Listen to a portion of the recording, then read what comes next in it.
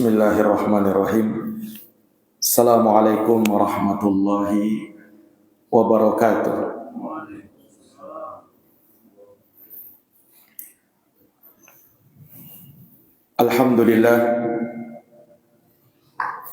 Alhamdulillahi nahmaduhu wa nasta'inuhu wa nastaghfiruh wa na'udzu billahi min syururi anfusina wa min sayyiati a'malina. Man yahdihillahu fala mudilla lahu wa man yudlilhu fala hadiya lahu. Asyhadu an la ilaha illallah wahdahu la syarika lahu wa asyhadu anna Muhammadan abduhu wa rasuluh sallallahu alaihi wa ala alihi wa sahbihi wa man tabi'ahum bi ihsanin ila yaumiddin wa sallama tasliman katsira.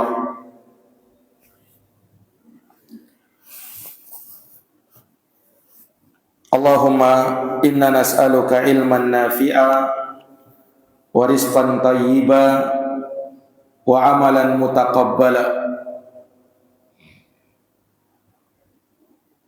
Allahumma la sahla illa ma ja'altahu sahla wa anta taj'alul hazna idza syi'ta sahla.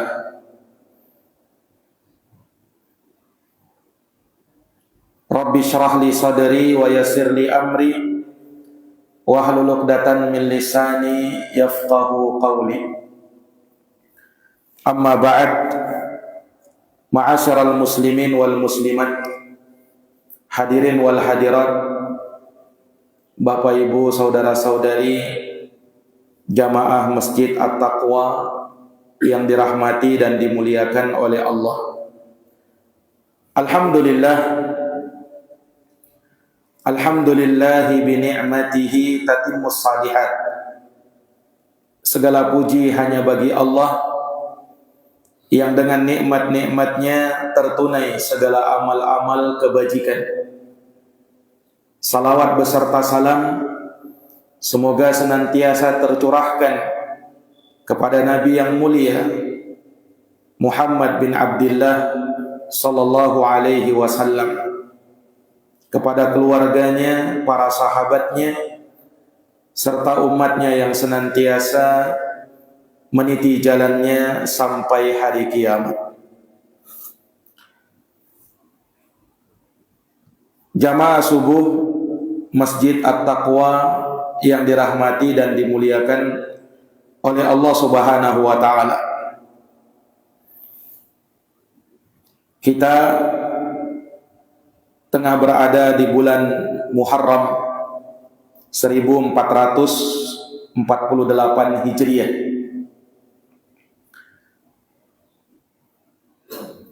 Kita barusan meninggalkan tahun 1447 Hijriah. Dan tentu saja di setiap tahun Hijriah maka diawali dengan bulan pertama bulan Hijriah, yaitu bulan Muharram. Bulan Muharram adalah satu dari 4 bulan yang terhormat di sisi Allah Subhanahu wa ta'ala. Oleh karenanya di dalam hadis yang diriwayatkan oleh Imam Al-Bukhari dan Imam Muslim, Rasulullah pernah bersabda, "Inna zamana qad istadara ka hay'atih." Sesungguhnya zaman itu berputar sebagaimana mestinya. Yauma khalaqas samawati wal ard. Di hari Allah menciptakan langit dan bumi. As-sanatu isna asyara syahran. 1 tahun kata Nabi ada 12 bulan. Minha arba'atun hurum. Dari 12 bulan tersebut ada 4 bulan terhormat. Salasun mutawaliyat. 3 bulan yang datang berturut-turut. Dzulqa'dah wa Dzulhijjah wal Muharram, yaitu bulan Dzulqa'dah, Dzulhijjah dan bulan Muharram. Wa Rajabu Mudhar, dan yang keempat adalah bulan Rajab, Syahrullahi Rajab, yaitu bulan Allah Subhanahu wa taala, bulan Rajab. Dzalikad dinul qayyim, itulah agama yang lurus. Fala tadlimu fihinna anfusakum, maka janganlah kalian menzalimi diri-diri kalian, khususnya pada 4 bulan haram tersebut.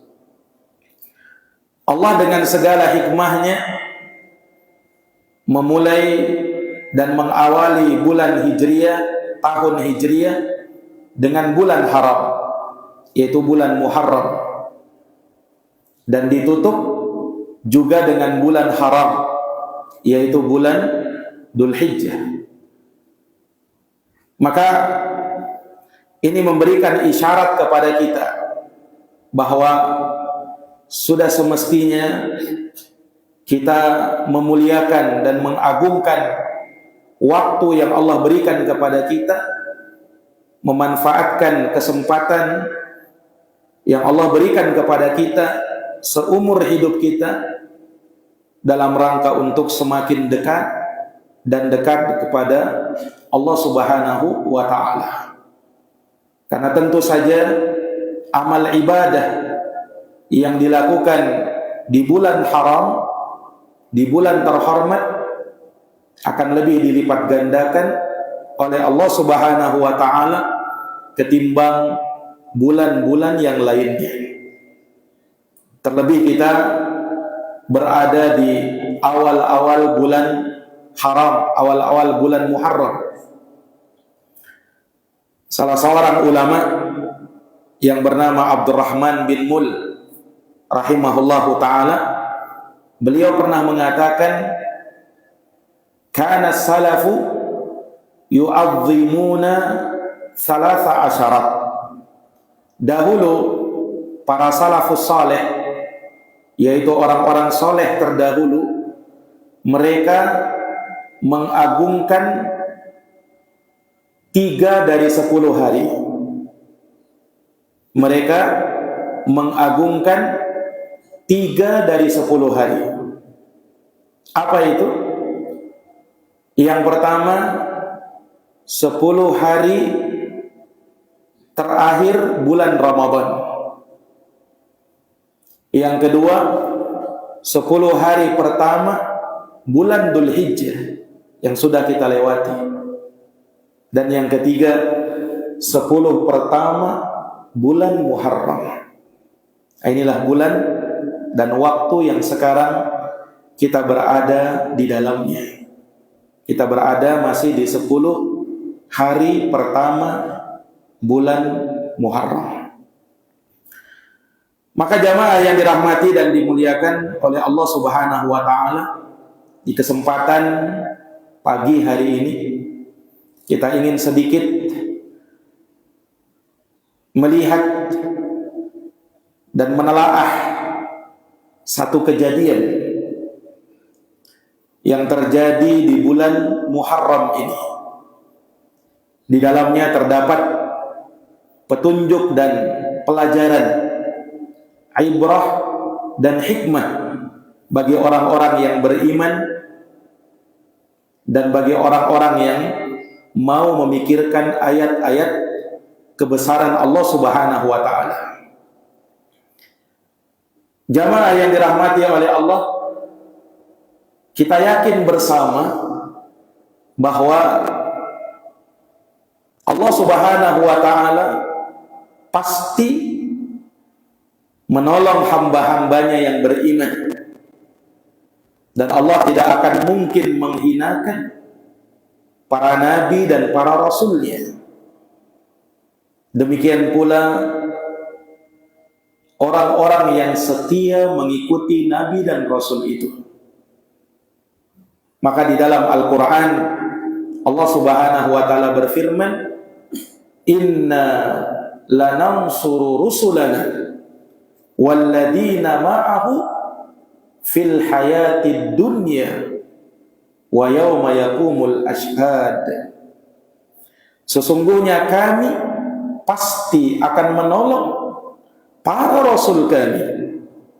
Kami akan tolong mereka dan juga orang-orang yang beriman di kehidupan dunia dan di hari tatkala tegaknya para saksi, yaitu pada hari kiamat nanti. Maka pertolongan Allah Subhanahu wa taala pasti datang dan pasti Allah berikan kepada mereka-mereka yang beriman. Maka demikian pula sebagaimana Allah Subhanahu wa taala terus memberikan pertolongan kepada Nabi kita Muhammad sallallahu alaihi wasallam, Allah pun sebelumnya sudah memberikan pertolongan kepada para nabi dan para rasul sebelum beliau. Termasuk di antaranya Nabiullah Musa alaihi salam. Beliau termasuk satu dari nabi Allah Subhanahu wa taala ulul azmi yang memiliki kesabaran yang luar biasa. Dan Nabi Musa ini adalah nabi Bani Israel yang paling utama dan paling mulia. Beliaulah yang memimpin Bani Israel. Namun jamaah yang dirahmati dan dimuliakan oleh Allah Subhanahu wa taala, di masa itu beliau tidak hidup sendirian. Beliau hidup bersama kaumnya Bani Israel, dan di sana juga ada musuh beliau yang kita kenal dengan Raja Fir'aun. Inilah yang menolak, menentang, memusuhi dan memerangi Nabiullah Musa alaihi salam, menghalang-halangi dakwah Nabi Musa alaihi salam. Maka jamaah yang dirahmati dan dimuliakan oleh Allah, di kesempatan yang baik ini kami ingin sedikit mengupas secara singkat bagaimana kisah Nabiullah Musa tatkala melawan Raja Fir'aun, menyelamatkan kaumnya yaitu Bani Israel. Tentu kisah yang diceritakan oleh Allah dalam Al-Quran, kisah yang tidaklah hanya sekedar pengantar tidur atau dongeng yang enak didengar, tetapi kisah di dalam Al-Quran adalah kisah yang bertabur hikmah dan pelajaran. Oleh karenanya inilah yang kita ingin dapatkan dari kisah-kisah yang termaktub di dalam Al-Quran. Allah menyatakan dalam firman-Nya, laqad kana fi qasasihim ibratun liulil albab. Sesungguhnya di dalam kisah-kisah mereka, kisah-kisah para nabi dan para rasul itu ada ibrah, ada pelajaran bagi orang-orang yang mau memikirkannya.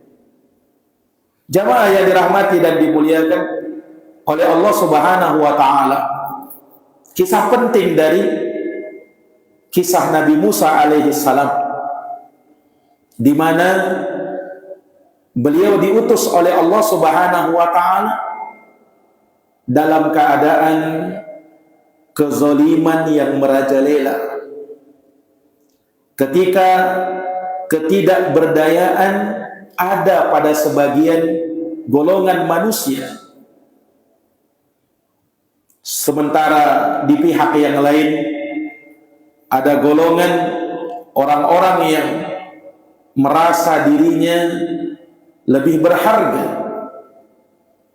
lebih mulia, dan berhak menginjak-injak orang lain. Hiduplah dua golongan manusia ini. Golongan yang pertama, mereka yang terzolimi dan tertindas. Itulah umatnya Nabi Musa. Bani Israel. Sedangkan golongan orang-orang terpandang kaya yang merasa dirinya lebih berharga dari orang lain, itulah Fir'aun dengan bala tentaranya. Bersamanya ada Haman, dan bersamanya pula ada Qarun. Inilah tokoh besar yang hidup di masa itu, yang menyangka dirinya bisa menzolimi yang lainnya. Ada Fir'aun, ada Haman, dan ada Qarun. Maka jamaah yang dirahmati dan dimuliakan oleh Allah, sedangkan Bani Israel, umat Nabi Musa alaihissalam, berada dalam penindasan yang nyata. Mereka diintimidasi, mereka disiksa, mereka dizolimi, mereka ditindas dalam keadaan ketika itu mereka tidak bisa memberikan perlawanan apapun. Di samping itu, Fir'aun punya penasehat-penasehat dari kalangan dukun dan tukang sihir yang dia percaya bisa menguatkan kerajaannya, yang dia yakini bisa mengokohkan kekuasaannya. Maka suatu hari, dukun dan tukang sihirnya Fir'aun meramalkan bahwa akan lahir nanti di suatu tahun seorang anak laki-laki dari kalangan Bani Israel yang dia ini, wahai Fir'aun, akan menggulingkan kekuasaanmu. Itu kata tukang sihirnya Fir'aun. Maka mendengarkan itu, Fir'aun langsung ketakutan, dan dia langsung percaya dengan ucapan dukun dan tukang sihirnya ini. Maka apa yang terjadi jamaah sekalian? Fir'aun mengeluarkan keputusan zolimnya. Itulah yang termuat di dalam Al-Quran, yuqattiluna abna'akum wa yastahyuna nisa'akum. Fir'aun dengan bala tentaranya memutuskan untuk membunuh setiap anak laki-laki yang terlahir dari kalangan Bani Israel. Sedangkan anak perempuan dia biarkan hidup. Coba, begitu aniayanya Fir'aun ini, begitu zolimnya Fir'aun ini, saking takutnya dengan ucapan penasehatnya ini, dukun dan tukang sihirnya Fir'aun ini, sampai dia memutuskan keputusan ini, dan tidak ada yang bisa membantahnya, tidak ada yang bisa menolaknya. Sehingga jamaah sekalian, Bani Israel yang sudah dalam penindasan kezaliman, semakin takut lagi mereka, terutama ketika istri-istri mereka hamil dan akan melahirkan. Fir'aun mengutus bala tentaranya mencatat setiap perempuan yang hamil ketika itu, didata, untuk kemudian nanti kalau saat dia melahirkan, maka langsung dilihat, disaksikan oleh tentara-tentara Fir'aun ini. Kalau yang lahir ternyata anak laki-laki, langsung disembelih. Sementara kalau anak perempuan yang lahir, mereka biarkan hidup. Fir'aun menyangka perempuan tidak akan bisa memberikan perlawanan apapun, apalagi sampai menggulingkan kerajaan dan kekuasaannya. Maka jamaah yang dirahmati dan dimuliakan oleh Allah Subhanahu wa ta'ala, Sungguh penindasan Bani Israel, penindasan yang begitu nyata. Dalam keadaan Fir'aun yang betul-betul berkuasa penuh terhadap Bani Israel, dan dia begitu zalimnya, begitu aniayanya, dan begitu menganggap dirinya berkuasa. Karena Fir'aun ini Allah berikan kepada dia umur yang panjang. Dalam keadaan orang-orang yang sezamannya kebanyakannya sudah meninggal, sedangkan dia masih hidup. Maka Fir'aun pun menyangka bahwa dirinya kekal abadi, dirinya akan terus berkuasa. Maka dia pun memproklamirkan dirinya sebagai Tuhan Bani Israel. Itu yang disinggung di dalam Quran. Fir'aun dengan zalimnya mengatakan, dengan lancangnya mengatakan, ana rabbukumul a'la. Kata Fir'aun, saya adalah Tuhan kalian yang paling tinggi. Mengaku dirinya Tuhan. Ini Fir'aun ini. Hadirin jamaah yang dirahmati dan dimuliakan oleh Allah Subhanahu wa ta'ala. Maka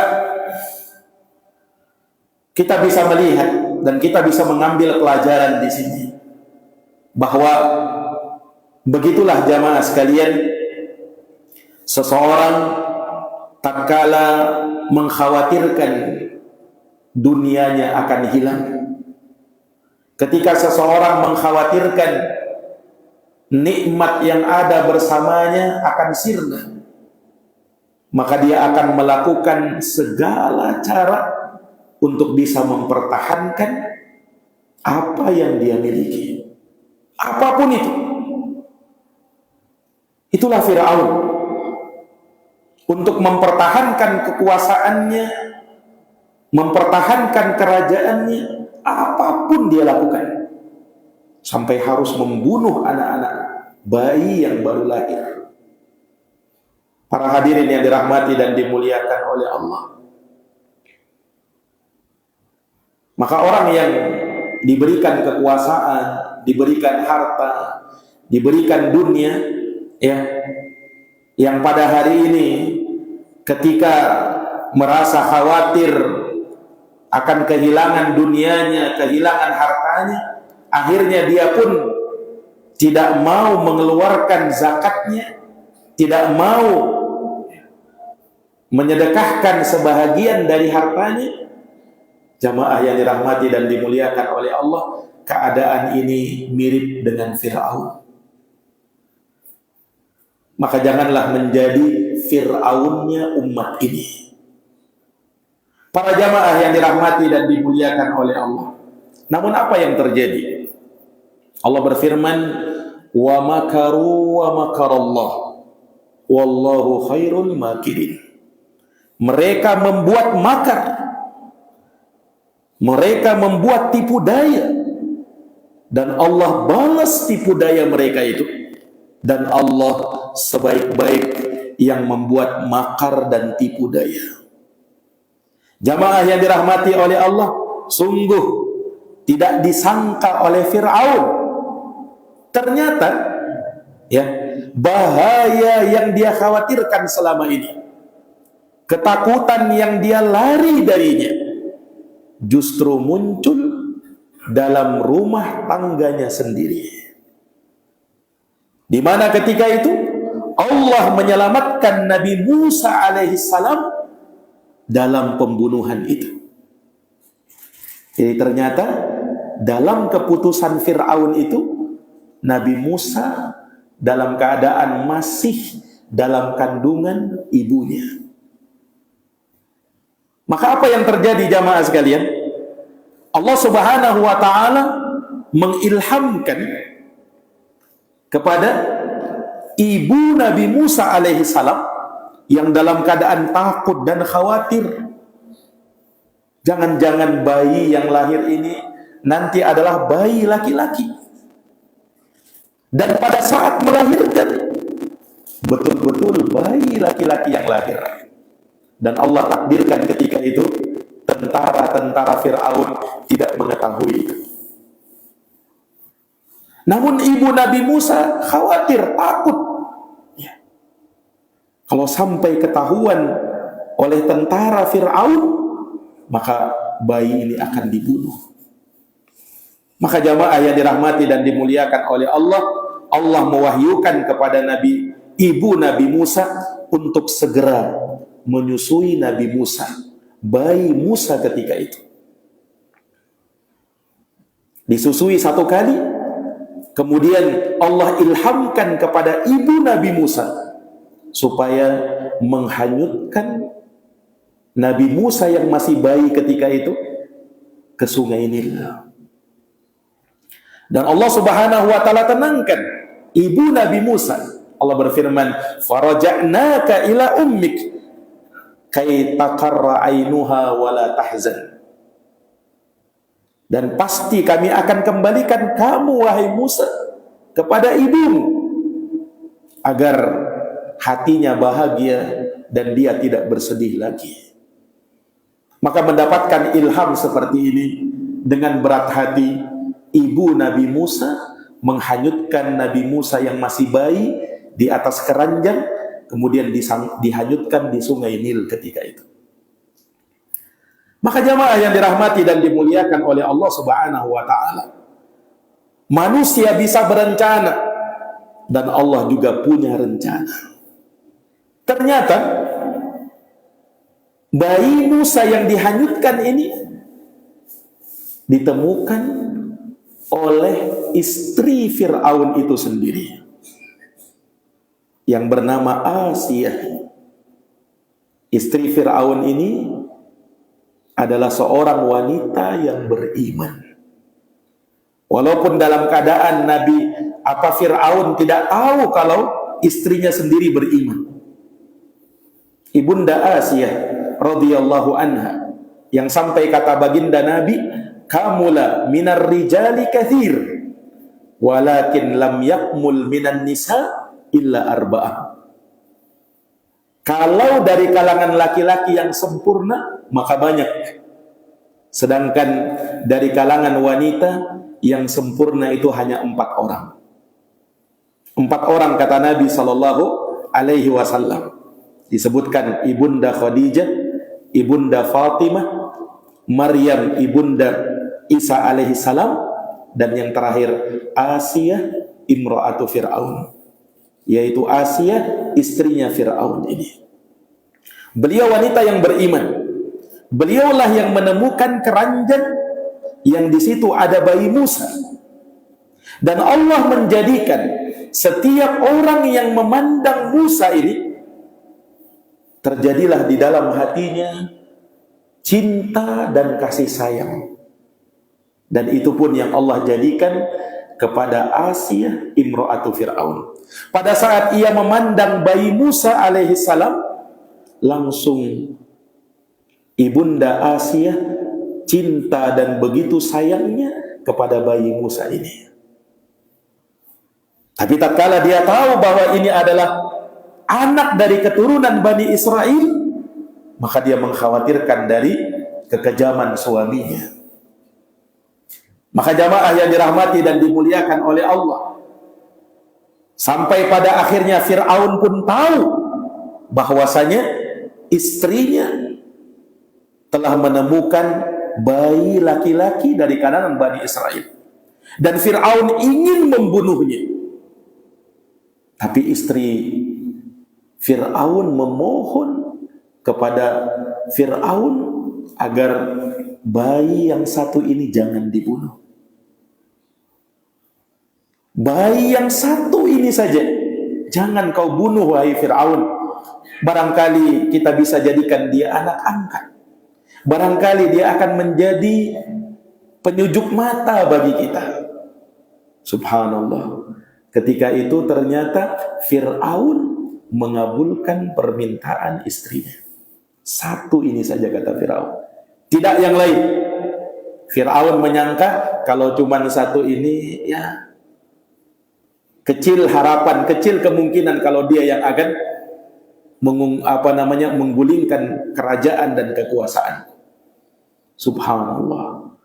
Maka jamaah sekalian yang dirahmati oleh Allah, sejak hari itu, semenjak hari itu, Nabi dan Rasul Allah Subhanahu wa taala yang mulia, Nabiullah Musa alaihi salam, justru tumbuh besar dan berkembang di rumah musuhnya Allah Subhanahu wa taala, yaitu Firaun. Firaun mengangkat Musa menjadi anak angkatnya sendiri dan tinggal di tempatnya, di rumahnya, di kerajaannya. Jamaah yang dirahmati dan dimuliakan oleh Allah. Dan subhanallah, Allah menepati janjinya, ya, bahwa Allah kembalikan Nabi Musa kepada ibunya. Jamaah yang dirahmati oleh Allah, di saat Fir'aun sudah setuju untuk memelihara bayi Musa ini, maka mereka pun membutuhkan ibu susuan. Maka ketika itu, ya, diadakan sayembara untuk mencari siapa yang menjadi ibu susuan Musa. Dicarilah wanita-wanita yang bisa menyusui Nabi Musa ini, tapi setiap kali ada wanita yang menyusui Nabi Musa terus menangis, seakan beliau menolak itu. Seakan beliau menolak itu. Dan ini hikmahnya, kenapa di awal perkara Allah perintahkan, Allah ilhamkan kepada ibu Nabi Musa untuk menyusui Nabi Musa pertama kali. Supaya apa? Supaya Musa ingat siapa yang menjadi ibunya sendiri. Subhanallah. Maka ibu Nabi Musa ikut dalam sayembara itu. Dalam keadaan ibu-ibu susuan yang lain ditolak, pada saat ibu Nabi Musa menyusuinya, dalam keadaan Fir'aun dan bala tentaranya tidak tahu kalau itu adalah ibu kandung Nabi Musa sendiri. Nah, maka ketika itu Musa langsung suka. Ya, maka semenjak itu jamaah sekalian, ya, ibu kandung Nabi Musa sendiri, ya, diperintahkan oleh Fir'aun untuk tinggal di kerajaannya, untuk menyusui Nabi Musa alaihi salam. Maka jamaah yang dirahmati dan dimuliakan oleh Allah, Allah pun menepati janjinya mengembalikan Musa ke pangkuan ibunya. Tentu dalam keadaan dan kondisi Fir'aun tidak tahu kalau itu adalah ibu kandungnya Nabi Musa sendiri. Maka jamaah yang dirahmati oleh Allah, semenjak itulah, ya, Nabi Musa tumbuh dan terus tumbuh berkembang di rumahnya Fir'aun sendiri. Sampai pada waktunya, sampai pada akhirnya, ketika Nabi Musa tumbuh dewasa, dan Nabi Musa alaihi salam mendapatkan hidayah dan petunjuk Allah Subhanahu wa taala, mengangkat Nabi Musa sebagai nabi dan rasulnya Allah Subhanahu wa taala. Dan Nabi Musa pun tahu bahwa musuh besarnya adalah ayah angkatnya sendiri, yaitu Fir'aun. Maka jamaah yang dirahmati dan dimuliakan oleh Allah, satu pelajaran yang kita bisa ambil dari kisah ini, bahwasanya yang namanya kebenaran, yang namanya al-haq, biar bagaimanapun mau disembunyikan, mau ditutup-tutupi, mau dihilangkan, kebenaran itu akan muncul dan bersinar. Makanya Allah menyatakan dalam Quran, "Qul ja'al haqq wa zahaqal batil, innal batila kana zahuqa." Katakanlah, kebenaran pasti akan muncul, kebenaran pasti akan terang benderang, sementara kebatilan akan hancur, dan kebatilan sudah pasti akan hancur, kata Allah Subhanahu wa ta'ala. Maka jamaah yang dirahmati dan dimuliakan oleh Allah, satu kejadian yang sampai membuat Nabi Musa harus sembunyi dari kejaran Fir'aun ketika itu. Pada saat terjadi perselisihan antara kaumnya Fir'aun dengan Bani Israel. Yang sampai pada waktu itu Nabi Musa membela Bani Israel yang sampai membuat kaum Fir'aun ini harus meninggal ketika itu di tangan Nabi Musa alaihissalam. Maka Nabi Musa pun khawatir dari kejelekan yang beliau akan dapatkan dari Fir'aun. Maka akhirnya beliau pun pergi dari tempat Fir'aun berada. Sampai pada akhirnya Allah Subhanahu wa ta'ala memerintahkan kepada Nabi Musa untuk kembali kepada Fir'aun, untuk mendakwahi Fir'aun. Dan Allah kuatkan Nabi Musa ketika itu dengan keberadaan saudaranya yang Allah angkat juga menjadi seorang Nabi dan Rasul. Dialah Nabiullah Harun alaihissalam. Maka ketika Nabi Musa Allah kuatkan dengan saudaranya Nabi Harun, maka perintah pertama yang Allah perintahkan kepada Nabi Musa dan Harun, idhaba ila fir'auna innahu tagha faqula lahu qawlan layyina la'allahu yatadhakkar aw yakhsha. Kata Allah Subhanahu wa ta'ala, ya, wahai Musa, wahai Harun, pergilah kamu kepada Fir'aun. Wahai Musa, wahai Harun, pergilah kamu kepada Fir'aun. Sesungguhnya Fir'aun itu melampaui batas. Wahai Musa, wahai Harun, faqula lahu qawlan layyina. Dakwahilah Fir'aun, ajak Fir'aun dengan lemah lembut. Barangkali dia mau mengingat atau mendapatkan petunjuk. Subhanallah. Satu pelajaran jamaah sekalian yang kita bisa ambil dari sini. Apa itu? Bahwa ternyata Allah Subhanahu wa ta'ala menginginkan petunjuk, hidayah kepada siapapun. Bahkan meskipun kepada orang yang paling jahat seperti Fir'aun. Ya kan? Makanya ada usaha untuk apa? Mendakwahi Fir'aun, mengajak Fir'aun. Tidak dibiarkan Fir'aun itu di atas kesesatannya. Maka ini pelajaran jamaah sekalian, bahwasanya seseorang ketika melihat ada orang-orang yang menyimpang, ada orang-orang yang jahat, maka jangan pernah putus asa untuk dia mendapatkan hidayah dan petunjuk. Bisa jadi Allah berikan hidayah dan petunjuk kepada dia. Tahukah kita siapa Sayyidina Umar bin Khattab itu sebelumnya? Ya, seorang yang sangat memusuhi Islam dulunya beliau itu. Amirul Mukminin Umar bin Khattab. Seorang yang sangat benci kepada Islam, bahkan ingin membunuh Nabi Muhammad sallallahu alaihi wasallam. Umar bin Khattab radhiyallahu anhu. Tapi pada saat beliau mendapatkan hidayah dan petunjuk, apa yang terjadi? Beliau menjadi pahlawan Islam. Beliau menjadi, ya, orang terbaiknya dari umat Rasulullah setelah Abu Bakar As-Siddiq radhiyallahu anhu. Allah bisa saja memberikan hidayah, Allah bisa saja membolak-balikan hati manusia. Demikian pula Fir'aun. Allah menginginkan hidayah dan petunjuk kepada Fir'aun. Tapi Fir'aun memang orang yang keras kepala. Dan memang orang yang tidak mau menerima hidayah dan petunjuk itu. Sedang Nabi Musa dan Nabi Harun dengan lembutnya, dengan bijaksananya mengajak Fir'aun ini untuk beriman kepada Allah.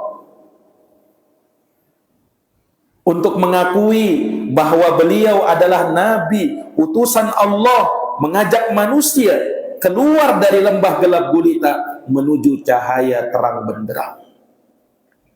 Subhanallah, Fir'aun menolak dakwah Nabi Musa.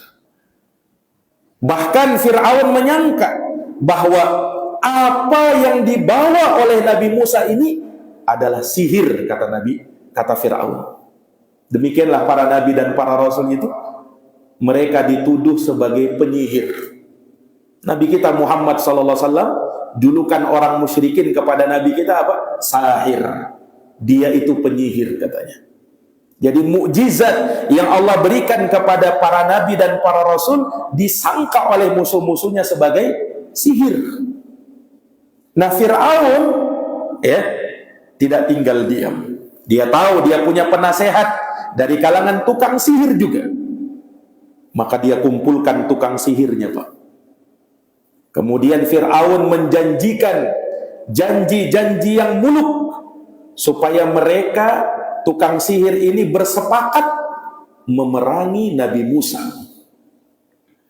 Sampai pada akhirnya ditetapkanlah perjanjian bahwa Musa akan bertemu dengan tukang sihirnya Fir'aun.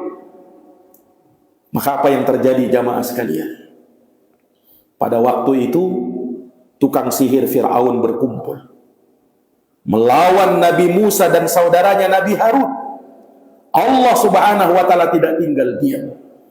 Allah membekali Nabi Musa dengan tongkat yang Allah jadikan itu sebagai mukjizatnya Nabi Musa. Tukang sihir Fir'aun dengan bangganya, mereka dengan sihirnya dan banyaknya jumlah mereka pastikan Musa dan Harun akan takluk di hadapan mereka. Tukang sihir ini membawa tali dan tongkat-tongkat kecil mereka. Maka dengan sihirnya ya yukhayyalu ilaihi annaha tas'a.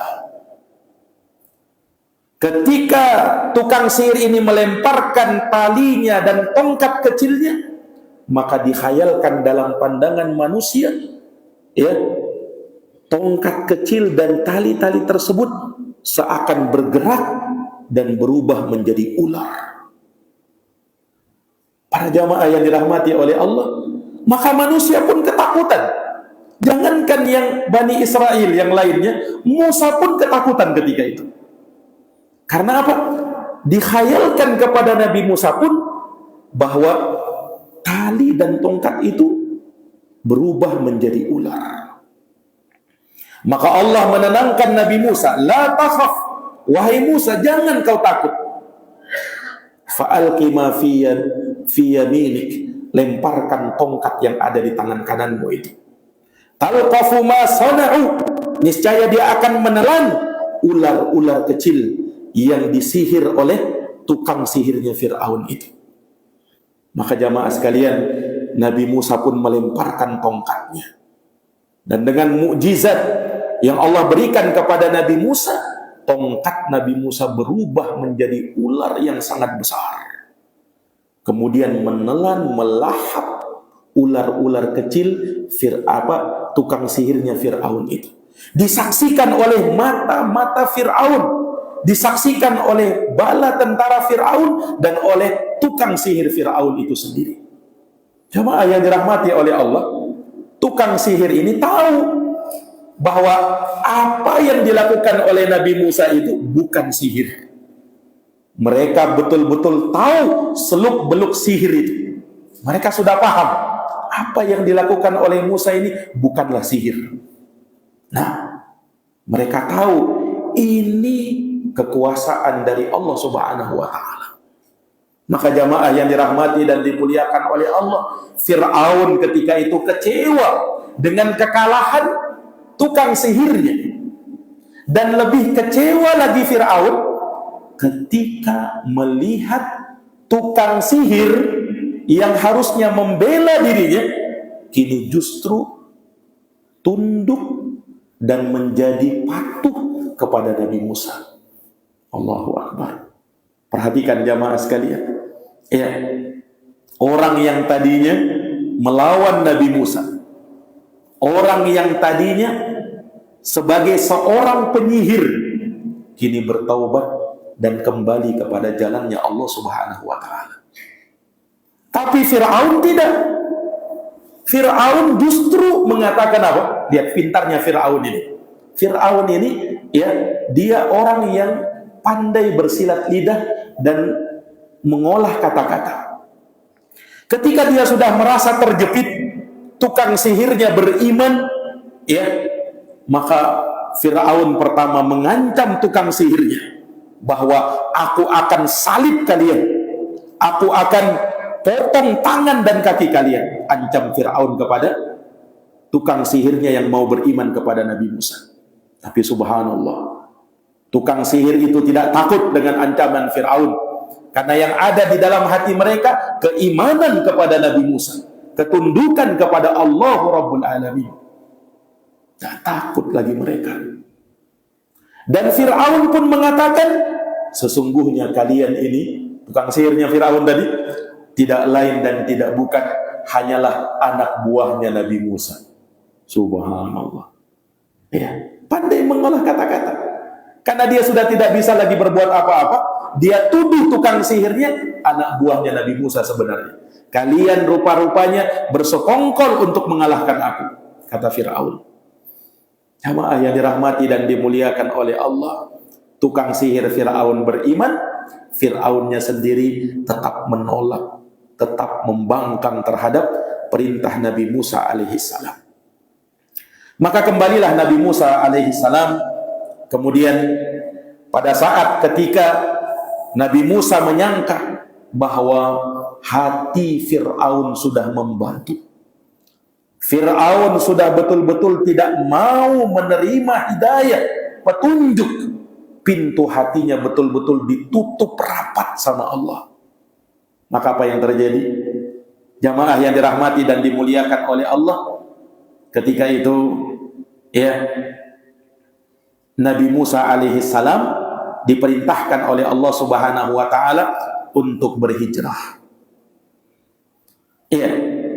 Dan dia meminta izin kepada Fir'aun untuk keluar membawa Bani Israel. Dan Fir'aun pun mengizinkan itu. Maka tepat di malam 10 Muharram, Nabi Musa keluar dari Mesir membawa Bani Israel. Tapi ternyata jamaah sekalian, Fir'aun yang tadinya mengizinkan Musa untuk keluar, ya, terhasut lagi oleh tukang sihirnya yang masih beriman kepada Fir'aun ini. Walaupun kebanyakan mereka tukang sihir ini sudah mengikuti Nabi Musa alaihissalam, tapi masih ada segelintir penasehatnya yang setia kepada Fir'aun untuk tetap bersama Fir'aun. Dia pun terhasut. Wahai Fir'aun, kata penasehatnya ini, masa kau biarkan Musa dan Bani Israel pergi dari sini? Sesungguhnya dia akan membuat makar di luar sana dan mereka akan menggulingkan kekuasaannya. Maka Fir'aun pun semakin takut dengan itu. Maka Fir'aun tidak tinggal diam. Dia tahu bahwa dirinya berkuasa. Dia punya bala tentara yang besar. Semuanya tunduk kepada Fir'aun. Maka Fir'aun mengerahkan bala tentaranya, semuanya dia ajak untuk keluar dari Mesir, mengejar Nabi Musa dengan Bani Israel. Untuk apa? Untuk memerangi, membantai, membunuh Nabi Musa beserta Bani Israel. Jamaah yang dirahmati dan dimuliakan oleh Allah Subhanahu wa taala. Maka pada akhirnya keluarlah Fir'aun dengan bala tentaranya dengan jumlah yang sangat besar, ya, mengejar Nabi Musa dan Bani Israel. Dan dalam kondisi seperti itu, apa yang terjadi jamaah sekalian? Nabi Musa beserta Bani Israel pun terjepit dalam keadaan di tengah mereka, di depan mereka ada laut merah yang terbentang luas. Sementara di belakang ada Fir'aun dan bala tentaranya siap dengan persenjataannya untuk memerangi dan membinasakan mereka.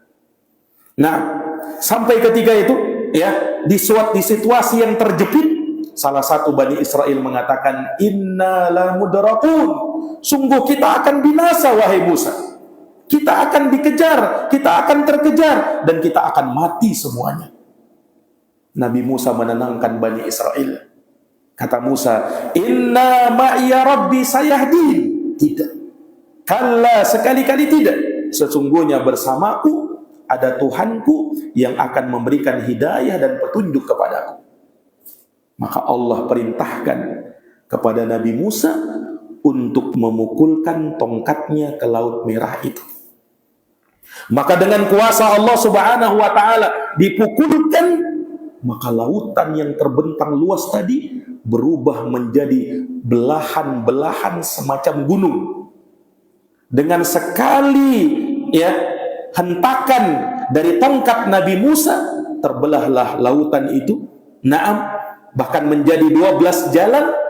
Tiap suku dari Bani Israel, 12 suku itu, kemudian melintasi lautan itu dengan penuh ketakjuban, dengan penuh keheranan. Bagaimana bisa lautan yang terbentang luas terbelah hanya gara-gara hentakan tongkatnya Nabi Musa? Maka Nabi Musa beserta Bani Israel pun segera melintasi Laut Merah itu dengan amannya, dengan tenangnya, tanpa ada kekhawatiran. Fir'aun dan bala tentaranya ketika sudah berada di tepi lautan, dan Fir'aun pun beserta bala tentaranya ragu untuk menyusul Nabi Musa. Tapi Allah Subhanahu wa taala membuat tipu daya kepada Fir'aun ini. Subhanallah, supaya Fir'aun itu tertarik untuk melintasi lautan itu.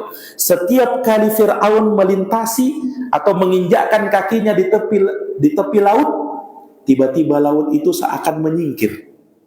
Tiba-tiba air laut itu seakan-akan menyingkir dari kakinya Fir'aun.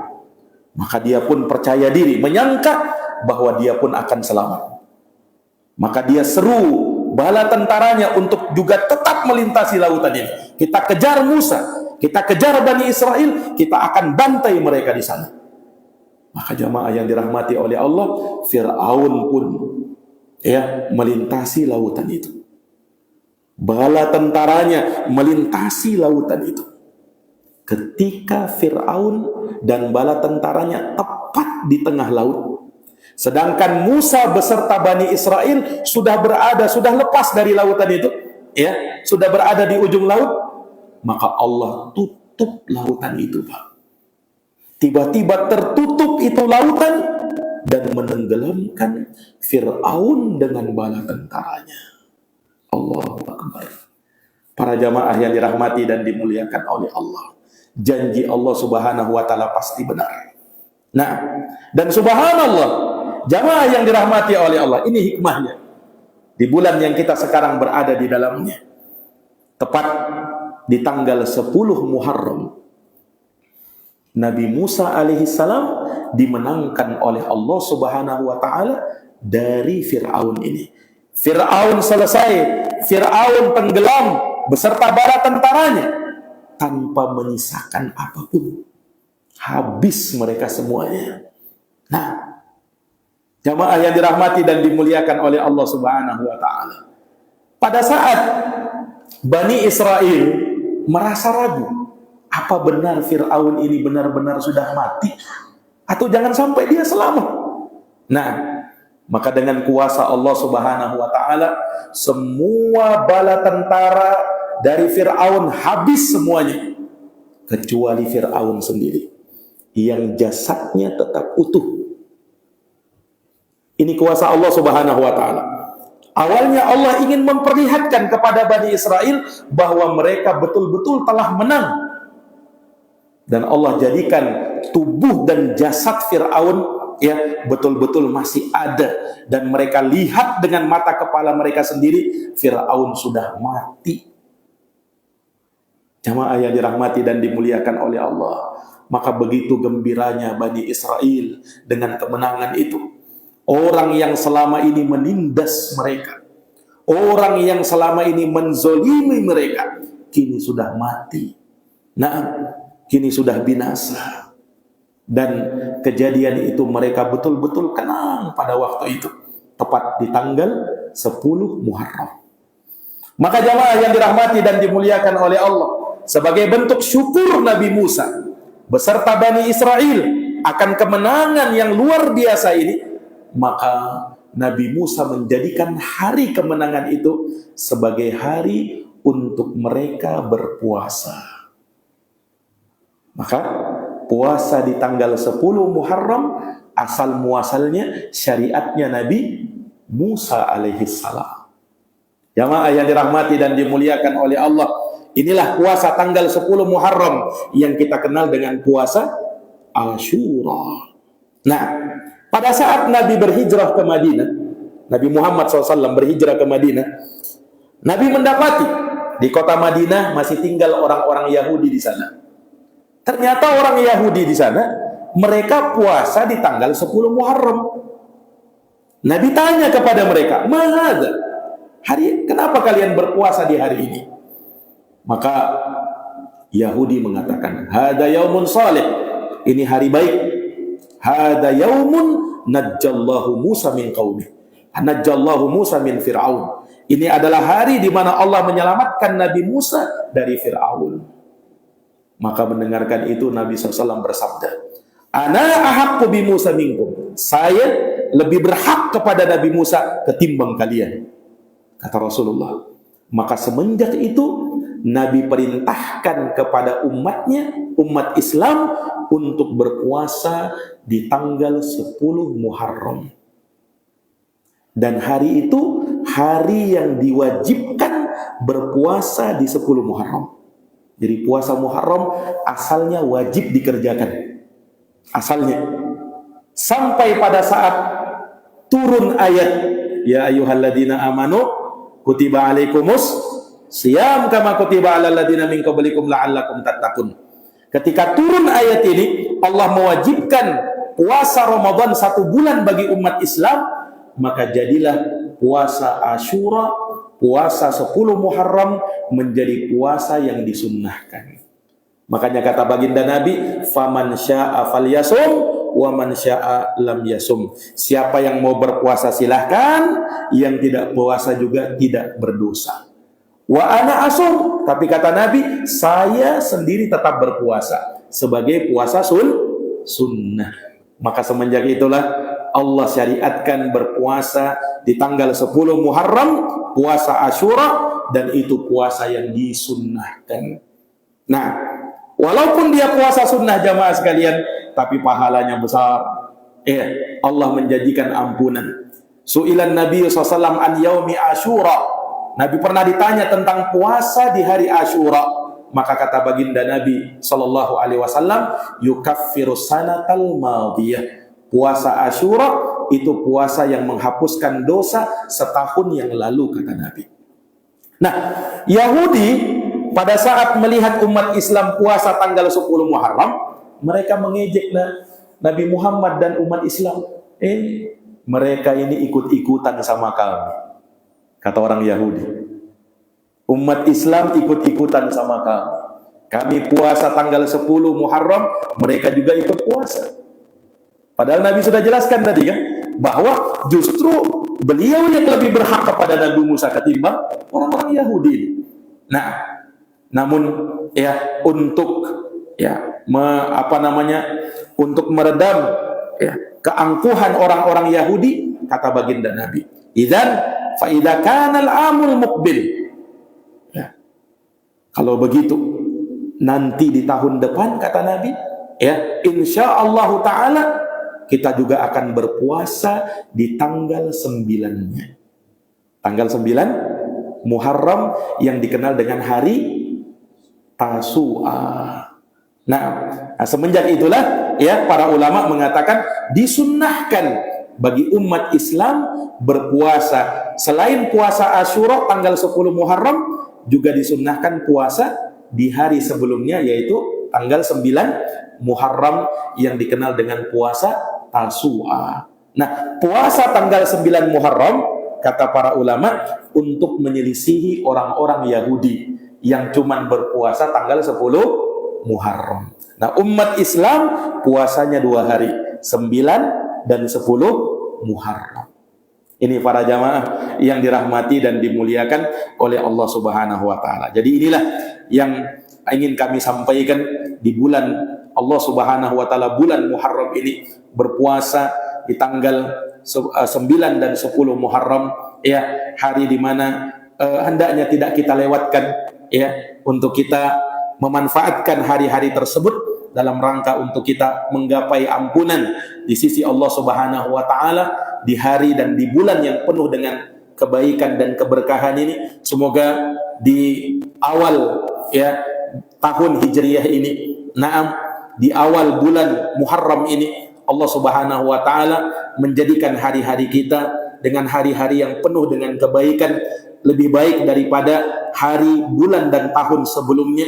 Dan semoga Allah Subhanahu wa taala senantiasa memberikan hidayah kepada kita untuk menjadi orang-orang dan hamba-hamba Allah yang bertakwa kepada Allah Subhanahu wa taala, sehingga pertolongan Allah akan Allah berikan kepada kita sebagaimana Allah memberikan pertolongannya kepada Nabi Musa beserta Bani Israel, umatnya Nabi Musa alaihi salam. Mudah-mudahan bisa kita ambil pelajaran dan hikmahnya. Jazakumullahu khairan atas perhatiannya. Mohon maaf atas segala kekurangannya. Kita akhiri dengan membaca doa kafaratul majlis. Subhanakallahumma wa bihamdika asyhadu an la ilaha illa anta astaghfiruka wa atubu ilaik. Subhana rabbika rabbil izzati amma yasifun wa salamun alal mursalin walhamdulillahi rabbil alamin. Wassalamu alaikum warahmatullahi wabarakatuh.